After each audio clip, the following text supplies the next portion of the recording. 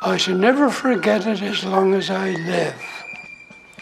Out of the trench, we went over and we crawled. If you stood up, you were dead. And that's haunted me all my life.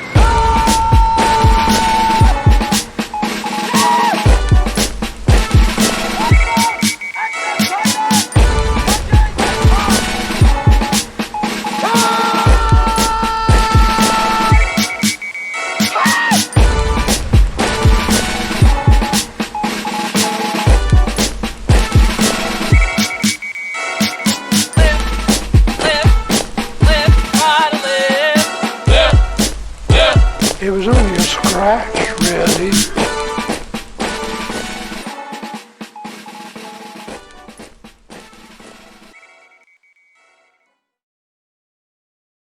Hello, I'm Matt, and welcome back to the 1BB Despatches podcast, a podcast only called a podcast in the loosest of definitions. Today we are joined by, regrettably, myself, because I didn't die in my sleep, and Jack, who also remarkably remains alive despite popular contrary belief. I'm still here. He is. He is. We also are joined by an addition from across the pond. It's the elusive one and only man who came all the way from Scotland. Scotland don't want him back, and he started his own movement, a grassroots movement in America with a small loan of $1 million from his father. It's Donald J. Trump. No, fuck. No. No. Wrong one. Oh, that's next week, man. So Next week. Fucking my shit was. It's fucking Rev Scotty, bro. That's funny. Hi, Scotty.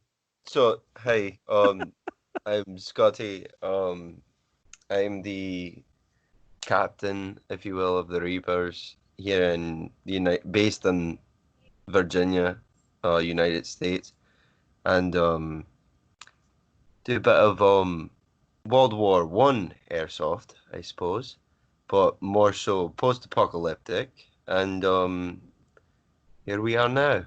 Here we are now, recording a fucking podcast, mate. Who'd have thought back in the day, man, we'd all be sat in the fucking virtual chat, talking pure pish, man. I believed this. I believed, man. I believed. Crazy, he's fucking cool, mate. That's who do they. Jesus Christ. You Help me, please. Yeah, you totally lost your mind. Line. It only yes, took please. 4 episodes. Fuck if I know, mate. Jack, I'm throwing you this imaginary beach ball. Please use it to stove my fucking head in. Christ, it's not even inflated properly. It's all greasy. It's got like butter on it. No, I'm not holding that. Just thumb it in. Thumb it in, Jack. I'm not touching it. No, it's gross. On. Is this blood? For me. Why have you got blood on it? Why is there blood on a beach ball? I care for you, man.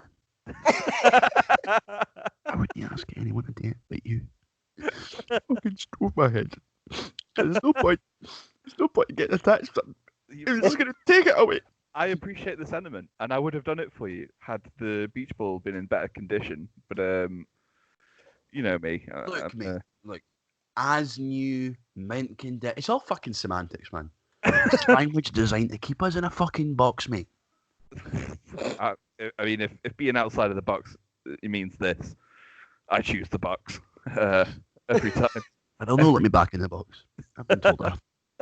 They're not fucking welcome in this box. Okay. Christ. So today, I guess we're focusing on. I mean, obviously, we've known Scotty for ages now, and we have sort of a lot of stuff in common in terms of how our teams work and things like that. And I consider us good pals.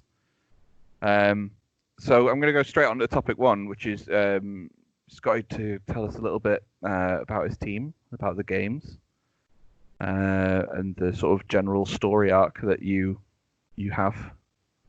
All right. So basically, I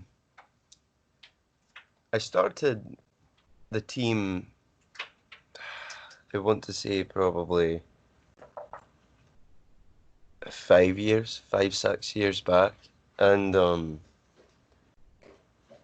it's the backstory of the team is, like I said, I do World War One, like um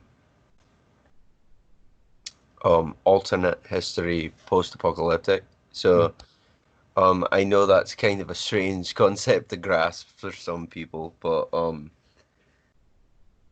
basically what happens is there is this team or regiment, if you will, and they got kind of put into stasis, and then they turn around, and when they wake up, it's the apocalypse.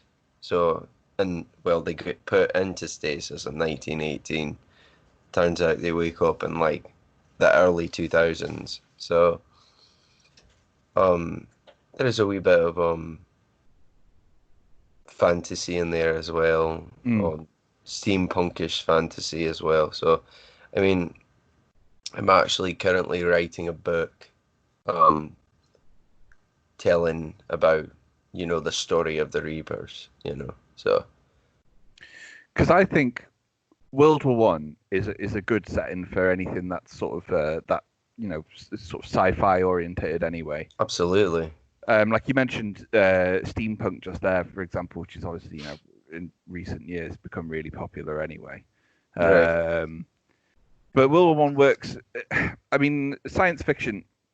Like a little tidbit is about science fiction and horror movies is they tend to set them in the past or in a time that's unfamiliar to the person watching, or in our instance, the person attending, because it has this sort of element of being unsettling if you do that.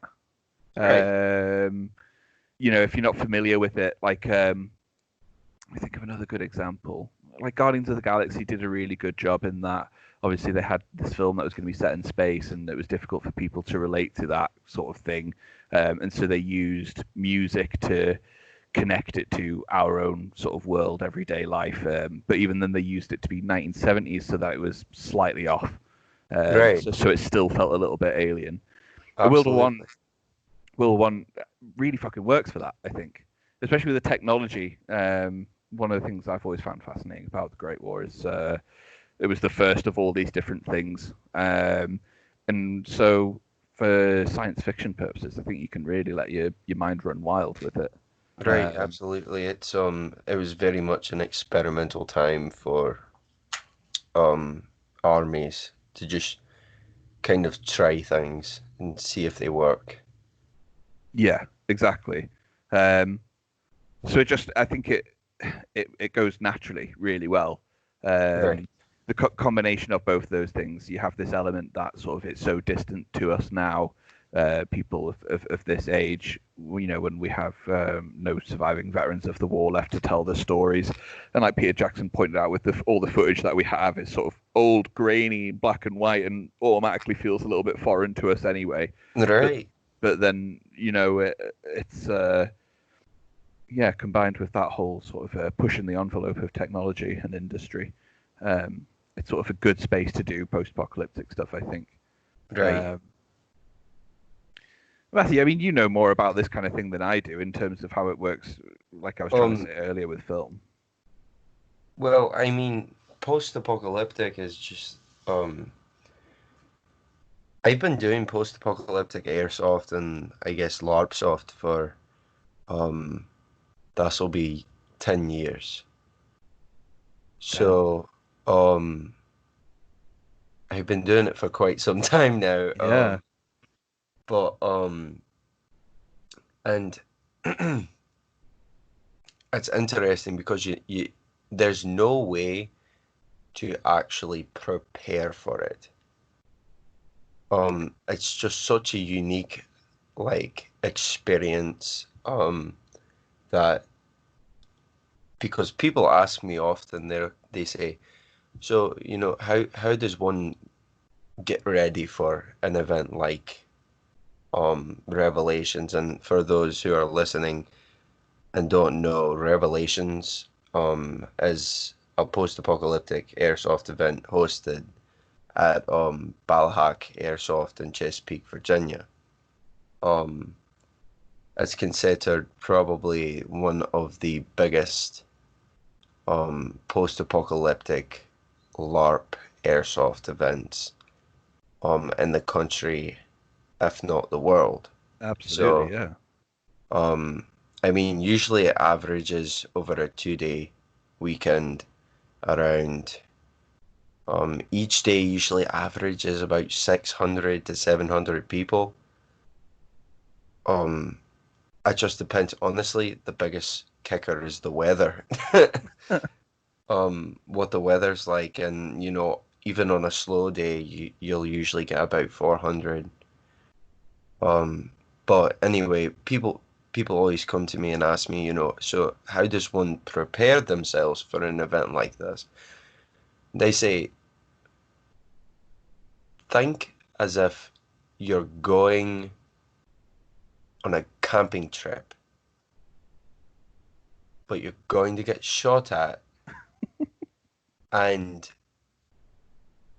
you probably are going to live off of pastries and canned meat for for 2 days, So that's just an average day in Glasgow, isn't it? To be fucking brutally honest, I have been more or less practicing because I just got made redundant, right? So I've not got a fucking job to go back to post lockdown. So I've been practicing all my fucking, World War One survival skills by sitting at home, my fucking pants, eating beans at the tin like a fucking patriot. What that is for me is Right, non-competitive World War One airsoft. I'm just sat in the house getting screamed abuse while I fucking wolf down suspicious packed meat as I try, just hoping there's a fucking end. We all know there's no fucking end, right? Okay, there's no end in this. There's no other end at all. Release us from this mortal coil.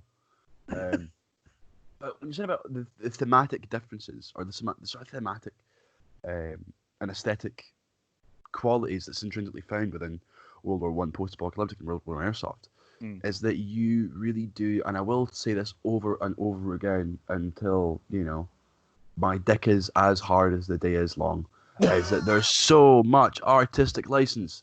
Like if with World War Two, you've got all like your sort of Wolfenstein kind of shit, where someone showed up in like sort of like SS Das Reich fucking body armor and Robo Dog and that. It all feels thematically a bit much. Right. We've all seen it before, and American Werewolf in London, Robo Nazis this and Robo Nazis that, and that softcore porn I seen in a Hungarian hotel room once back in 2003, which I, for legal reasons, did not tape over again and again and again and again. Erasing the only videographic evidence of my own 4th birthday party.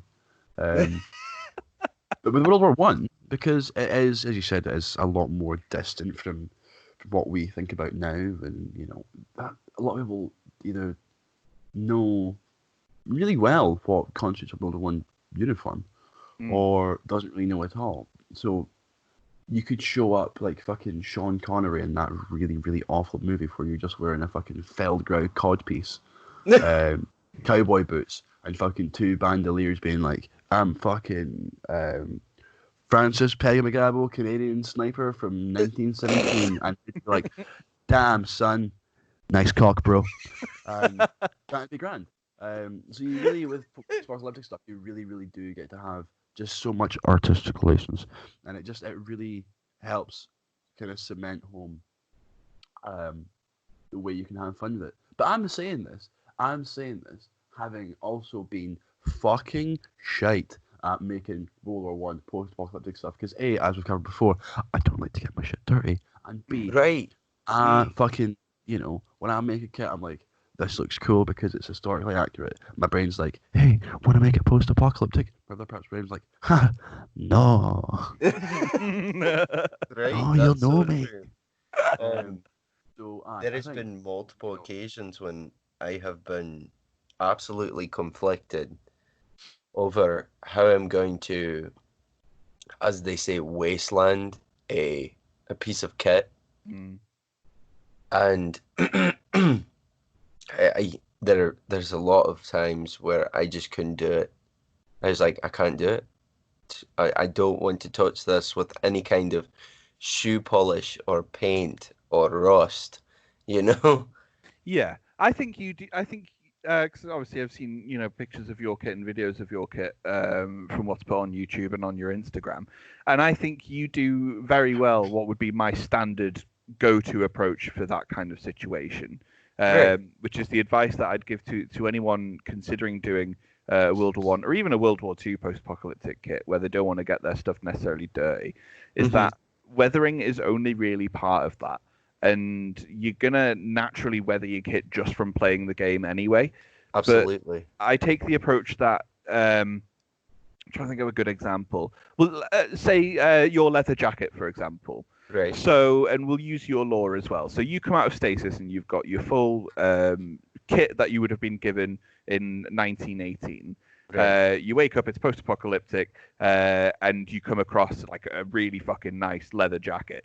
You're gonna put on the leather jacket. You're going to pick it up, yeah. Yeah, exactly. You're going to do it. And so that in itself, that's the cool part about post-apocalyptic. Even though you have such a backstory and you're doing, a certain degree of visual storytelling, you have the liberty to be able to say, oh, this jacket I found, I found this in wherever, however, and you can kind of just keep writing your story with your kit, yeah.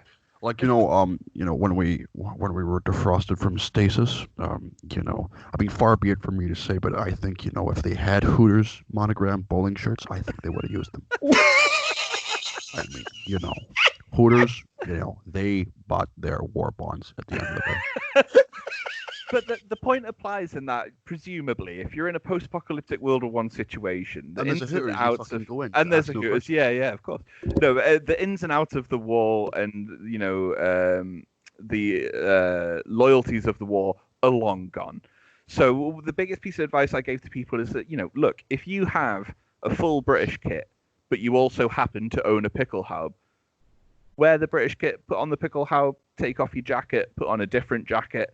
Just play around with the stuff that you have, because the idea, the biggest thing is that if you're in a post-apocalyptic situation where your allegiances to whatever nation you're from no longer exist, you will wear what is the most comfortable and the most practical thing going.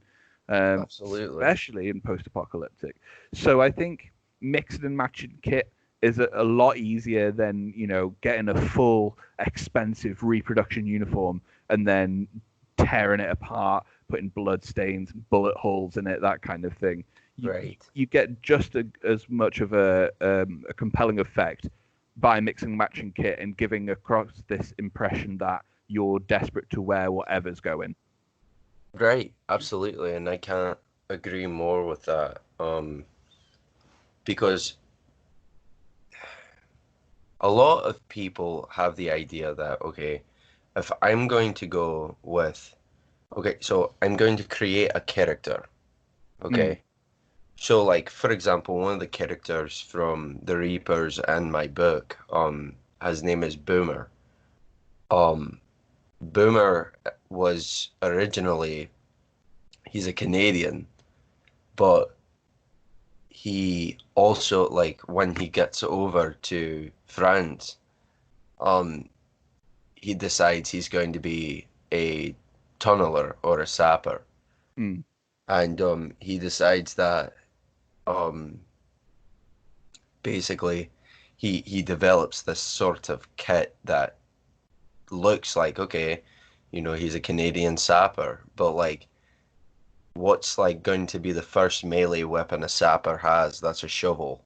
And we looked at some of the other equipment from World War One, and we were like, I think the best shovel for this kit would probably be a German shovel.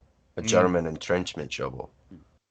You know, in his opinion, the guy that's actually going to be playing Boomer, as Boomer, he was like, I like the German shovel. I was like, go for it, fuck it, mate. Just, you know, if that's what you're feeling, go for it. Yeah. I think it's a really, really. I feel, despite obviously, you know, the sort of on the nose connotations of obviously, you know, Boomer being a sapper involved with, you know, tunnel digging and whatnot, it does lend itself. Oh, my microphone just fell over. It does lend itself to a more satirical look at society now, when the metaphorical and often literal boomers dig the earth from underneath us, leaving only a series of tunnels, which us zoomers have no earth to go into. Wait, is Zoomer the proper term? Where's that come from? I thought Zoomers was the military term for the Air Force, no? Nah. So, like, boomers is obviously your baby boomers, and, like, the zoomers is, like, you know, us young pups fresh out the dancing with a fucking bag full of eckies, man. Right, oh, okay.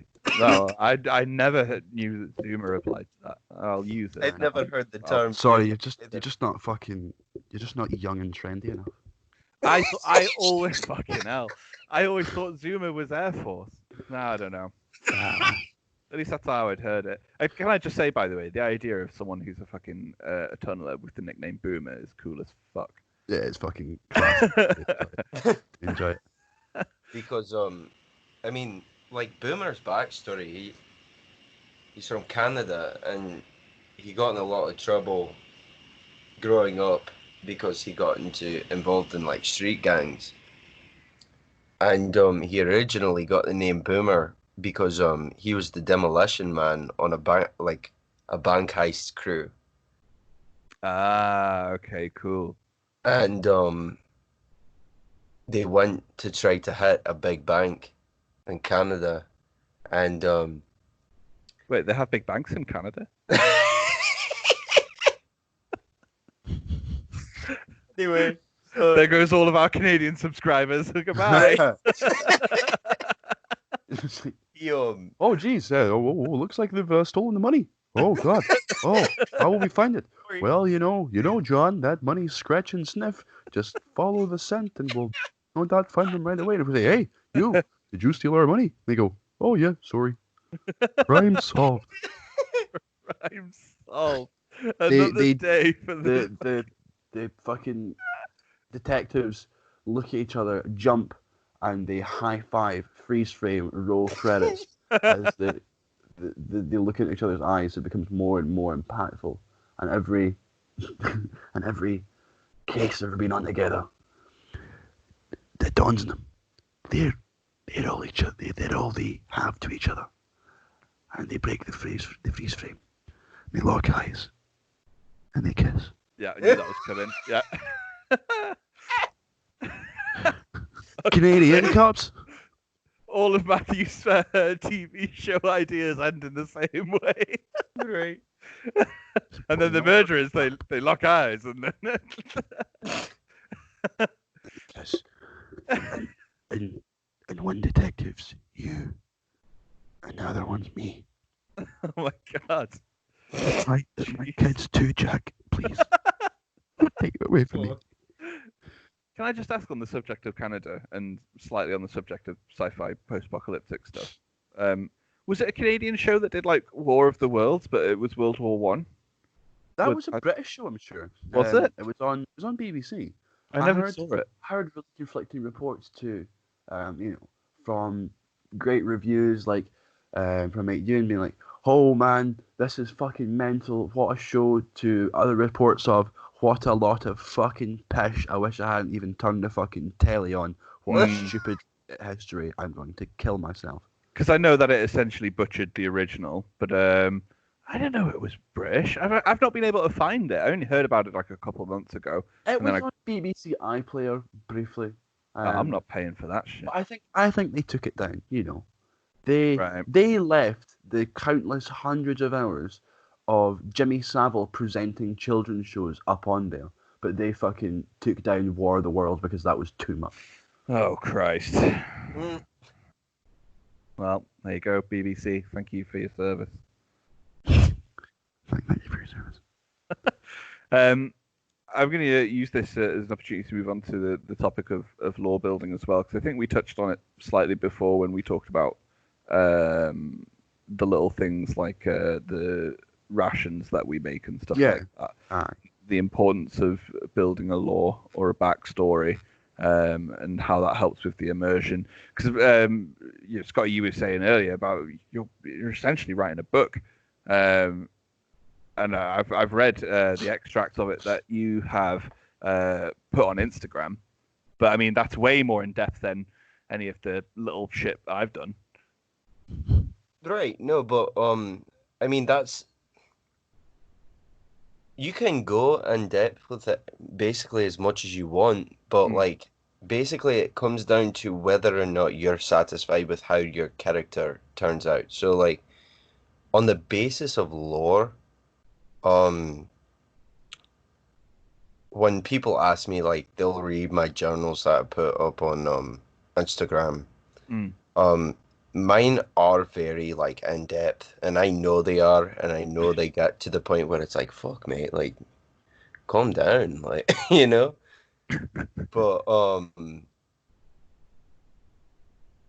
basically, what I would recommend for somebody who's trying to um do a post-apocalyptic build based around a story.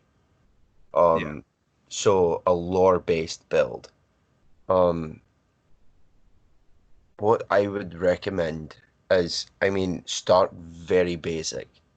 You know, start very like it's like you're building a house. You know, you put the foundation in. You know, okay, this is where the person's from. This is their name. This is how people know them. You know, this is what they did. You know, if they lived through the end of the world, this is what they did before the end of the world. You know, make it very simple. Um, I unfortunately sometimes, I mean, it makes for incredible storytelling, but like sometimes the World War I aspect of the post-apocalyptic does prove to be very difficult. Um, because you want to keep a certain amount of continuity as well, you know? Um, like for example, um, our unit. So although we've been out in the wasteland for a very extended period of time, we still use our weapons from World War One. A lot of people may say, well, why don't you just grab an AK that you found, you know, or turn around and get like actual like modern machine guns and what have you. And we're like, I don't know, like part of me thinks, okay, that's actually like a real thing, like that's a building factor for the characters, you know, and the people on the team. So what you mean? You have team members who are looking to sort of transition towards modern weapons. The idea has been brought up before. They said one of them actually was looking into a very early style Soviet AK, and I was like, I mean, I can't tell you no, you know, I can't just say no, don't do that, you know, that's stupid, you know, because it's not. But because in a post-apocalyptic world, it's very practical. But we kind of sat down and we talked about it, and we were like, we came to the conclusion of, you know, our weapons are also a very big contributing factor at what make us unique. Yeah. You know, so the fact that while everybody's using these massive light machine guns and what have you, we're still using bolt rifles. If we have a light machine gun, it's like a short mag light machine gun, you know, like a BAR or something, you know. Yeah. So, no, go on. I can understand the appeal, but yeah, I know exactly what you mean. It's what makes your team who they are, and it makes what makes you stand out from everyone else. Right, I right, think my excuse to that would be, well, fair enough that you have those kinds of weapons available, but you were trained with these ones, and you're trusted right, with these right. ones. You're more your experience is more um what's the word? The word just went, nope, not today. Um, um, your experience is more applicable with these weapons. yes, yeah, yeah, yeah. Well, that's it. Um, yeah, I'd have to agree with you. I mean, it's more difficult because obviously your guys' lore is essentially that you woke up in a more modern era and those weapons are available. Whereas, at least at the moment, our post-apocalyptic games are set in as of 1923, to try and Okay. keep it scaled back. I mean, we also have a thing where, although we're sort of open to weapons available from 1923, so obviously, like the Thompson is the first one that comes to mind. Um, at least for now, the idea is to keep it so that ammo is extremely limited, and that there's actually a struggle to get a decent amount of BBs. Aye, and Uh, that's actually a very, very interesting dynamic mm, that not a lot of events put into play. So I like the idea. I really do. Because it makes you think before you shoot. well, yeah. I mean, what I'm hoping to see more of from it is the idea of parlay Right. with the enemy. Diplomacy, yeah. Yeah, yeah, and see what kind of effect that has on not just sort of the overall game itself, but on loyalties and things like that. The idea of prisoners, because you really are playing Russian roulette. If you have 5 BBs, you might think you're the bee's knees, but the other guy has 7, and that might not seem like much difference, but when push comes to shove, it's everything really. Right. Uh, That's one more bullet you have on your side, you know? yeah, yeah. Um, when you talking about as you were with the situation with the weapons, I wanted to, while we have you here, as an American man, an adopted American man, how would you comment on the situation with World War One Airsoft as a theme in the States? Oh, okay. I've been asked this question before, and I believe you and I have had multiple conversations as well as Matt, on how the community is faring here. So I heard a comment not too long ago. I believe I think it was the group chat, you know, and Hmm. on the Instagram, and he said, forgive me, hold on, I have to find his name because it's going to bother me now. Was this the other American gentleman? Um, John Murray. Oh, right, yeah, he's South African. Right, so he does, if you don't know who he does fantastic reproductions, and it's like, I mean, some of the things I know you do too. Some of the things he builds, I look at them, I'm like, oh my God. Yeah, he just put up a sniper shield. Did you see that today? Right, I did see it. He painted Yeah. it, Oh my God. Yeah, it's beautiful. but no, he made it. He made a very good point. He was like, he said, we've got to build the community, and that's the same way. I know you said he's in South Africa. Mm, That's the same way here. Um, he said that, the World War One community actually,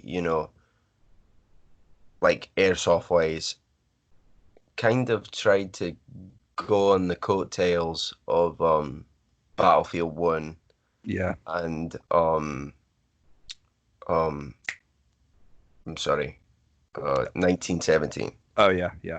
You know, so like, you have all these, you have these pop culture things that do help, but in the same breath, it's like it's still a very small community, very select group of people, and chances are, 9 times out of 10, those people have been doing it for a while. Yeah. I know I've been doing my World War One-esque kit, like post-apocalyptic World War One kit, since I'd say for the better part of about 6 or 7 years. Right. So, so it makes it almost for a new person. They come in and they see these people who look absolutely perfect. They've had 7 years to perfect their kits, Yeah. and I could definitely see how that could be intimidating to them. But we need those people to come in, and we need those people to want to do it. And I mean, don't see us as intimidating. Like, ask us questions, pick our brains, about it. Yeah. Don't be afraid to Almost want to do certainly- it. There's almost certainly like a weird kind of sadomasochism involved in World War One Airsoft, where it's like, you spend all week working. What do you want to do at the weekends? I want to Right. relax. Aye, get a hobby. What kind of hobbies do you have? How about airsoft? Aye. See that hobby you like? Aye. Do you want to make it stressful as fuck all the time? And really, really niche. And basically make yourself a hobby where you're it. You are the hobby. Next thing you know, you're trying to bring other people on for the hobby. How about that? Your brain's like, I love it. Just railing another line of coke off your fucking kidney, being like, yes, more. Right. There is that sort of like, I want to make relaxing as hard as possible for myself. Oh, absolutely. Like, yeah. Like, I want to make it harder to fuck all of the time. For the rest of time. So, yeah, no, there is something I love about it, about, just like, there's kind of like a knowing thing. It's like, everyone's like, all like fucking, cash money, very poor. Right. And then, your pal ordering like a daft purchase, being like, how much was that? But I'm not fucking telling you how much that was. People are like, you fucked it, eh? I fucked it, man. Thanks, bro. And there's that sort of knowing nod, the same way that alcoholics or gamblers nod at each other when they've had a wee bit of a relapse. Being like, I know where you went wrong, but enjoy it. Keep it in. Smell it, man. And that is what World War is. Thanks for coming to my TED Talk. I can actually agree with that to an extent. I was like, everyone, whoever does World War One Airsoft knows, and I don't even do pure World War One Airsoft. I'd love to, but the community isn't there yet. But like those who do like World War One base kits know exactly what you're saying. Yeah. Oh yeah, yeah. So yeah. I want to do World War One reenactment, but also I want to shit like a normal person. You could have World War One Airsoft. Yeah, let's do that. You can shit like a regular person. Woo. That's great. Yeah, well, we all know the crack with the kits, and we've definitely spoke about it. Right. Not just on here. I mean, with you, we've spoke about it at length, and in that group, it spoke about it at length. There's definitely what I would say. Like you were speaking out to the people, come ask us questions if you're interested in things like that. I completely agree. I mean, I think a lot of people would see those kits that you say that take 7 years to build, things like that. I just think if people are open to the conversation and learn how it is you can go about getting into it, it's a lot easier, and we purposely go out of our way to try and make it as easy as possible for people. The other thing I would say is I know recently the team moved over onto Reddit to try and sort of engage with the Airsoft community on there. I mean, I'm nearly 30 years old, man. I have no idea how Reddit works or even what a keyboard and mouse is really. Right. But like we got a lot of comments from there where the people who don't do World War Airsoft are really supportive of the idea. Right. Are really supportive of the theme growing, and like I just go on to someone else will run our Reddit page, and I'll just go on and have a look at the comments on the post that they've made of pictures of people in our kit, and there's loads of people saying like, oh, it's like really good to see that you're sending us more pictures of these kits and like more awesome content of like World War One stuff, and it's really heartwarming, and I think there is definitely an interest in there. Especially if anyone shares my opinion, that sort of World War II airsoft theme itself is becoming really saturated now. Right. Yeah, man, for sure. Like, there's only so many times you can, have, one guy running about in fucking 101st Airborne pants and jackets with a fucking Thompson submachine gun, Right. a cigar and a pair of fucking Adidas fucking Gazelles. So... Don't get me wrong, the Gazelle's a fucking good Sani, but it's no Samba. A Samba, a true dad's trainer. I just get the impression that, after fucking, 15 years of World War II Airsoft, it's going to get to a weekend, someone turns, what are we doing today? Karantan? Yeah, Karantan. Karantan again, everyone? Yep, Karantan number 200. We're doing Karantan again. I've heard it. I fucking hate Battlefront. It's like, what's the plan for Karantan? Attack the first house? Yeah, let's attack the first house Go on, for the 50th time. Let's see how it works out this time. Fucking hell. I mean, how many times do we have to go through fucking Karantan? Which fucking one are you just saying? The lines, the quips, like, oh, we're not in Kansas anymore. And fucking look alive, ladies. Who's that? That's me. Right, well, fucking, you've done that every fucking time for the past 12 times. I want a fucking shot of that. Your fucking lines are shite, mate. You're like, here we go. And then you fucking let the whole team down. I'm fucking pig sick of you cunt. And that's how World War I Airsoft started. Look alive, ladies. Look alive. Fucking hell. It's time, man. It's time. Everyone's done World War II. Everyone's done Vietnam. I don't know. I've always found World War One more interesting anyway, and I know that's a really weird thing to say. I'm sure there's people listening kicking off. We're also a bit biased. True. Yeah. Yeah. But I have always wanted to see, and it's an impression that you so rarely see, is Right. Vietnam vet today.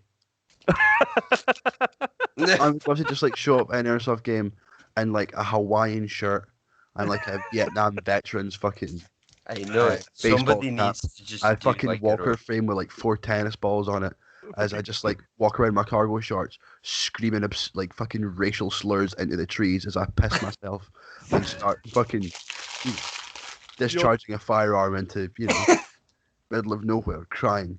You're and then talking they're like, fucking Vietnam vet going postal in fucking Seattle or something like that. yeah, like fucking, it truly is a God. postmodern nightmare in which we live, and therefore our airsoft kit should be reflected accordingly. I mean, personally, don't take offense. I'm going to pass on that opportunity. Yeah, it's a fucking really nice walker pick too, isn't it? We're gonna look so handsome. Walker with tennis balls. And then we'd cut about the park, and then we'd make eye contact, and then Oh, for God's sake! Right. and then we'd kiss. No, it's another script for the shredder. That. I fucking hate. I don't know what. He's never let me be creative. It's not creative if the ending's always the same. Heart wants what the heart wants, yeah. So This is why I hate all of Uniform Collector's movies. You always know how it's going to end. mate, honestly, you say that, right? But the deep fakes that you're in, you always look fucking happy as fuck. Oh, yeah. Just Well, got, it's a cheeseburger eating competition. yeah. Always turns into that when at first it sounds like gargling some balls. It always turns out to be a cheeseburger. Whoa, lowering the fucking tone, man. It's just a nice cheeseburger eating competition. We both reach for the last one at the same time. Our hands touch. We lock eyes. We kiss. There you It's go. pure Kino. And there's an example of me falling straight into the trap. Yet again. Third time today. Sick of kissing you. Selfish prick. Fucking where were we? Line? We were off topic as always.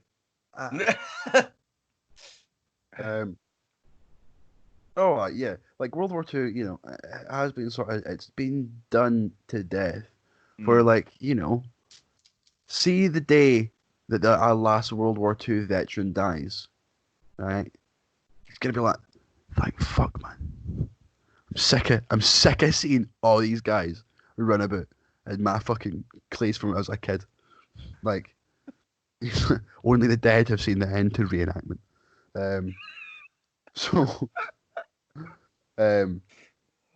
No, I think with World War One, it is because it is so distant and it is, so far removed, and we only see it. But it is ingrained within the sort of social consciousness of the UK as a whole, and of course, from this, may be different, France, and because also they had like a huge time of like national, strife and panic and upheaval from 1914 to 1945, and of course 1914 to 1945 in Germany is redacted.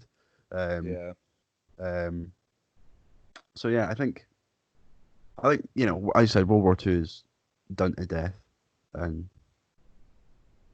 I immediately lost faith in this sentence as soon as I started it.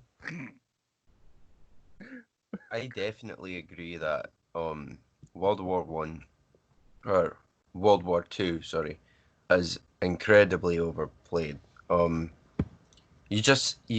the guns, like, yeah. I mean, I can't tell you how many times I've seen like a younger airsofter, go out and their first gun is like an MP40. And granted, there's nothing wrong with it, but in the same breath, it's like, I mean, that just goes to show you how mainstream it is at this point. Yeah. I mean, look, I'm going to admit I have a couple, more than a couple World War II kits. But you know what it is, don't you? It's that World War II presents a much better bad guy. As what? It gives you a much better bad guy. Gives you a better villain. World War II. World War One doesn't really have that. I think it makes up for it in the fact that you have some beautiful fucking uniforms from World War One. Really gorgeous kits. Right. Absolutely. World War II, it's been so much more represented in the media through video games, through films. In fact, AATV, when they did their live stream talking about historical airsoft, they were saying that really World War II airsoft didn't take off until Saving Private Ryan, and that was really the Kickstarter for it. And so we're kind of in the same boat with World War One themed airsoft. Battlefield 1, we've said probably on every single episode of this podcast, Battlefield 1 being the main contributor to people interested in that will need to fast become my drinking game. Is drink every time Battlefield 1 gets mentioned. Drink every time I have a mental breakdown. Drink every time we kiss. We lock eyes and lock eyes and kiss. Drink every time we drink. Drink every time we drink. Drink every time we drink. Drink every time we drink. Causality loop redacted. And then you'll never have to hear the end of the podcast. That's the beauty of it. Yeah. Only the dead have seen the end of this fucking podcast. Oh my god. I mean, in terms of the situation over in America, I'm aware of, there's a few people. I think probably we should also add to that list you just mentioned, Matthew. Drink every time we reference Wolf of 1918. Oh, mate, honestly, I will drink every time I see him for several other reasons. But I mean, I've been contacted. I mean, there's other guys. 1918 Doughboy is another guy on Instagram worth checking out. Musket Maniac, I've spoke to him a few times. There's Owen Wallace up in Canada. Yeah. He's a nice guy. So they're out there. I mean, I think the biggest problem that Hold on. I just wanna fucking make a statement here, right? That's the most redundant thing I've ever heard you say. What? You know, he's from Canada. He's a nice guy. Of course he fucking is. It's for Canada. Yeah, I know.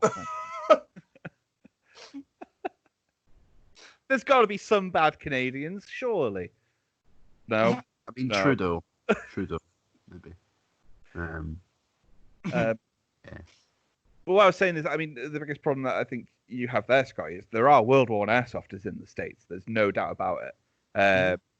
But unlike the UK, when we say that members of the 1BB are so spread out, that is nothing in comparison to the situation you have in the States with World War I airsofters being really fucking spread out, like all over the place. Because as we spoke before, when we have people approach the First Battalion Boys page on Instagram and say, "Oh, hey, I'm interested in World War I Airsoft, but I'm in the States," I always go, "Oh, well, check out Rev Scotty on Instagram. He's a really fucking cool guy.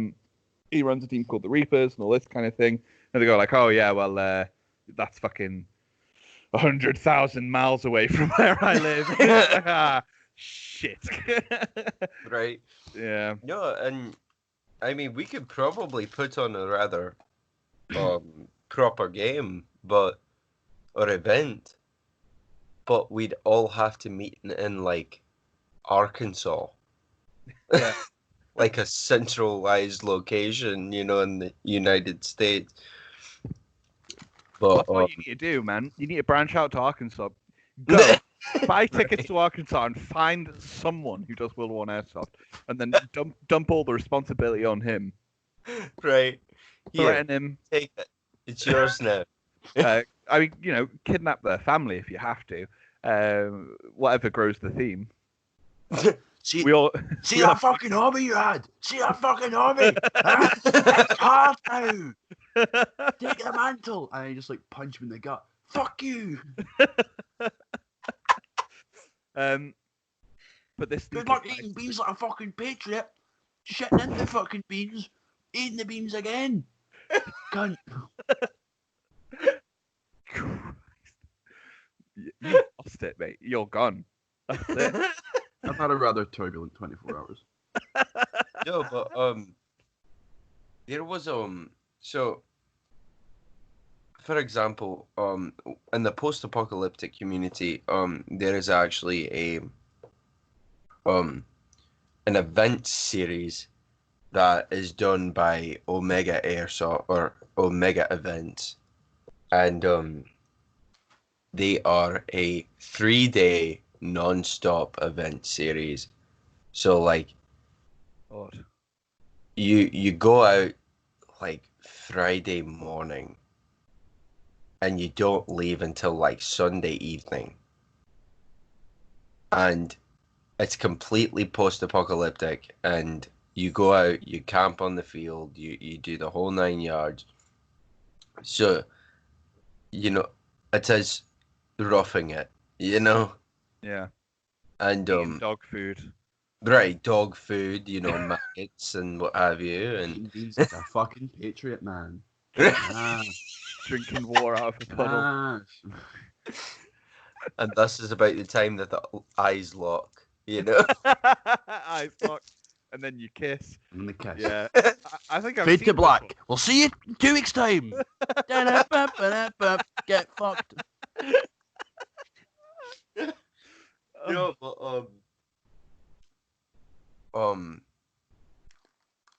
these particular events are actually hosted in several different locations around the United States.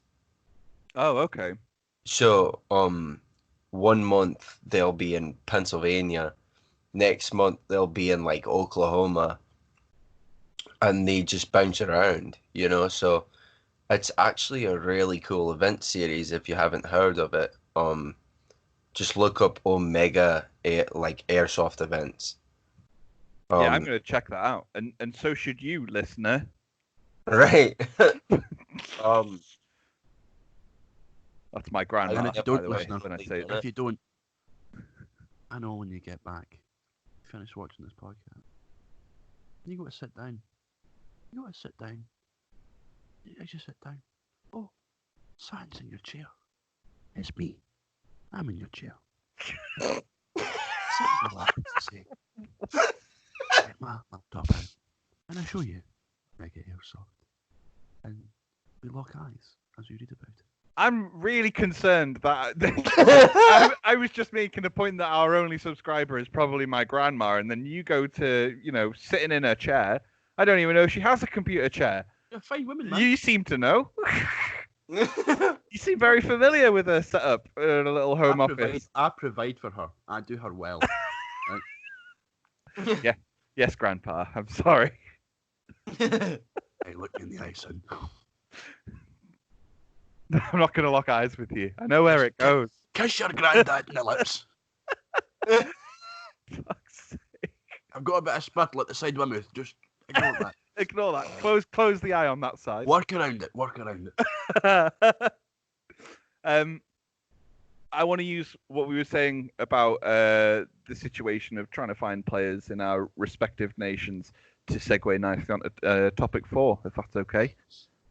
If that's all right with everyone. Absolutely. Topic 4 on thing is World War I worldwide. So, ages ago, myself and World War I Airsoft on Instagram set up an Instagram chat where we invited fucking everyone. Anyone who even just had a set of pouches from World War One were in this chat to talk shit about World War I Airsoft, and it wasn't necessarily successful. So recently, I thought it was a good idea to open another chat with myself, World War I Airsoft, you, Mr. Scoti, Wolf of 1918's in there too, and John's in there too, who we mentioned earlier from South Africa. And that's essentially a list of people who run World War One teams. But as previously shown, I was not allowed a seat at the big boy table. Well, the thing is you kept locking eyes with everyone. Look, lockdown's lonely. But the general idea of it was, because the first chat had become such a clusterfuck, essentially, the idea was that if we had all of the team leaders in one place, in a less, a chat that was less bombarded with messages. I mean, the first chat was literally 1,000 messages a day or something like that. It was ridiculous. And something a little bit calmer and a lot easier to organize so that we can bounce ideas off each other, essentially. And so far, it seems to have been pretty successful. There's been a lot of conversations in terms of, how is it that you're making it easier for recruits? What is it that you guys, like projects is another one we mentioned, is Sniper Shield earlier. Things that you can do yourself, and sharing things like dimensions and materials used to make good set dressings and all this kind of thing. Because I think, again, that sense of community that we reference so often, anyone who is involved in World War I Airsoft, really wants it to grow. I don't know. I just wanted to mention it today, really, because I think it's sort of like a little bit of good news point to end on. Looking out for each other, trying to make it grow, helping each other out where we can. Sorry, I just burped down the microphone there. That's all right. But yeah, you know what I'm getting at, right? Yeah. No, of course. As I've said before, and I will echo that sentiment until the day that someone,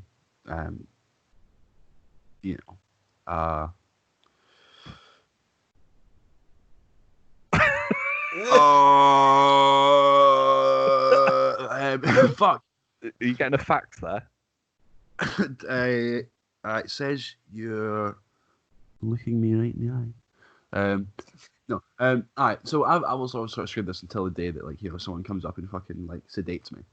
Yeah. Which could be very soon, given the current circumstances.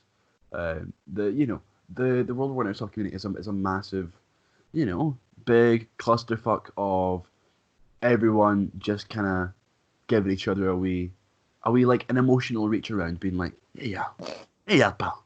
Oh, thank you. Thank you. You're That welcome. feels real nice. Yeah, good. Yeah, you're good You at earned this. It. You earned it, Chief. How much do I owe you? No. What? Oh, Just get me one the next round. this is the best weekend ever. Right? Lot size. Lot size. But it has to, because it's a reach around, it has to be in the mirror. Yeah, sure. I'm all right with that. That's grand, yeah. Yeah. That's how Medusa gets a reach around. But yeah, no, it's a huge, it's a self-supporting community. Mm. And yeah, to echo the words of multi-millionaire LGBTQ rights activist and piece of shit who loves fracking, RuPaul. If you can't love yourself, how the hell are you gonna love somebody else? Amen. I didn't know RuPaul was a fracking lover. Yeah, that's a new development for me. RuPaul, bit of a piece of shit. Really? Yeah.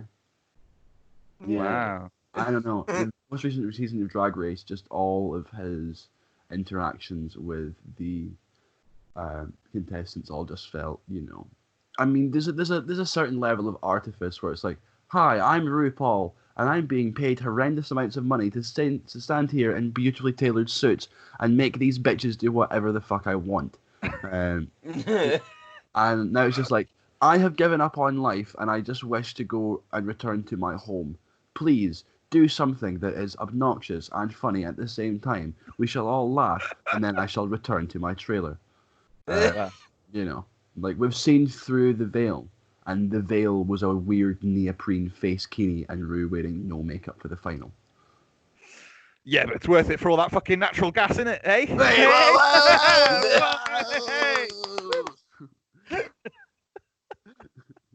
I just imagine you're like, oh, natural gas, and just giving everyone a reach around. Just fracking. This has been one of the fucking weirdest episodes of the podcast. Oh, mate. And I love it. That's so much Well, it is the mix of some rather strange subjects, though. True.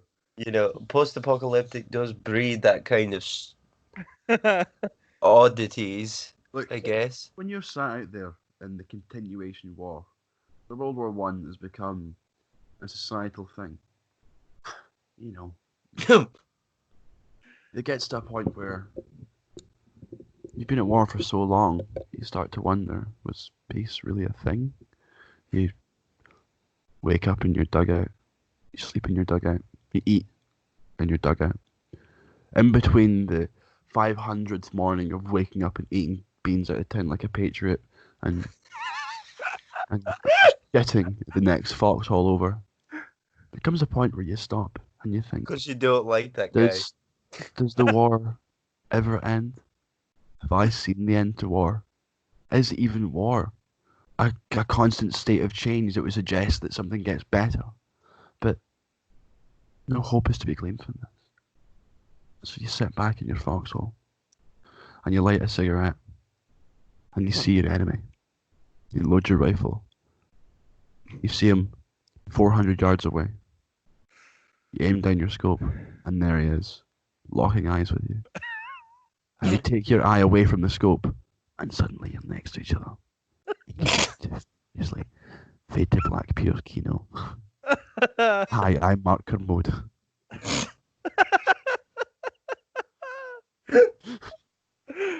Oh, God. That's your title. Lock size. Lost eyes. I think it has to be, yeah. I'm fine with that. Fucking hell. Well, there you go. this is, right? This is basically you wanted to do a World War One Airsoft podcast, and I wanted a place to work through some trauma. We were like, let's economize on this. Let's economize on this. Split the airtime 50-50, and we'll see what happens. It's just like a fucking Heart of Darkness for Zoomers, hasn't it? See how you Zoomers there as well. Oh, call Hey, back. Call learning. I'm learning. Right, boomer. Don't fucking try too hard. Showed up your fucking sambas, man. Oh my god. Classic Dad Sunny. Well, I'm going to wrap it there before any of us lock Before we eyes. wrap it there, what we need to do is first of all do a roundup of our social media. So first of all, let's carry on. Sorry, I thought. Oh, no, go on.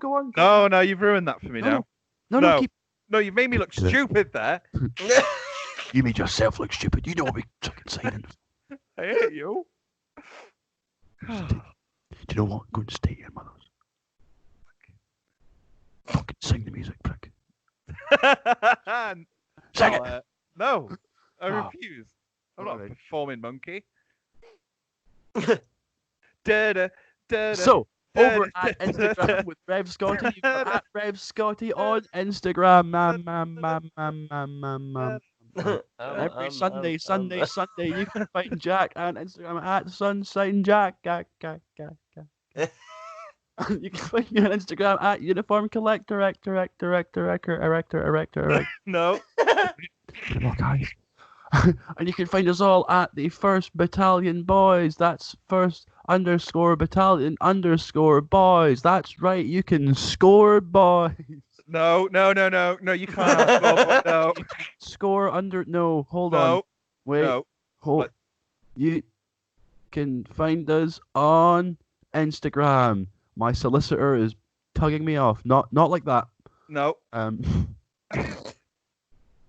This is what I have to deal with, Scott. I have to reel him back in every 5 minutes. Oh, no. Nice. Give that cunt a Xanax. He's fucking freaked out, man.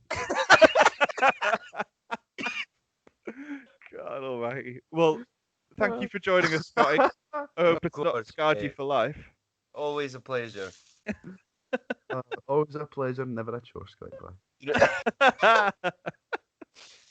Amazing. Well, thank you. And bye. I feel so bad for anyone having to fucking listen to this. Sorry. So sorry. I feel like I should put Samaritans. Like, 0800 11 double. No, it's Childline. Hold on. Fucking figure it out. You've got the internet.